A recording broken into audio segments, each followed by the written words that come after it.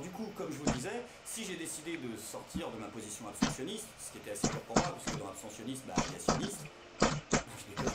Bon, premier candidat, Hamon. Soyons clairs, idée de génie, revenu universel. Qu'on soit pour ou qu'on soit contre, je trouve que cette idée aurait mérité d'être au moins dans le débat public après la présidentielle. Moins d'appels, moins de questions et tout ça.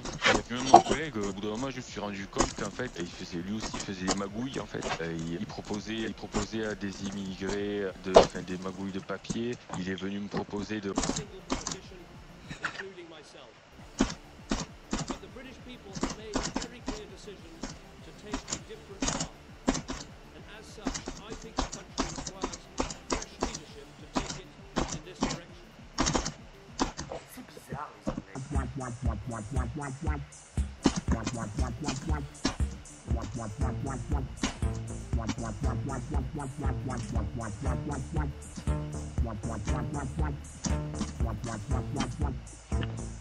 Envie de dire extrême parce que ce n'est pas extrême et que ça n'en demeure pas moins et que ça en demeure peut-être même d'autant plus de l'art. Vous avez vu? Je retombe, l'embrasse, le début, tout ça.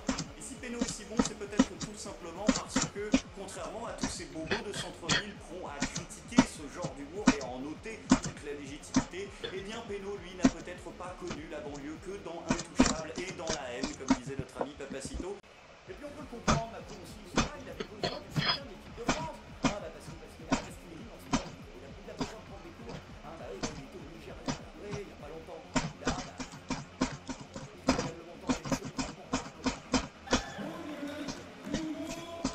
Wouhou, airball, c'est magnifique. Alors je vous rassure, le deuxième aussi, j'ai raté.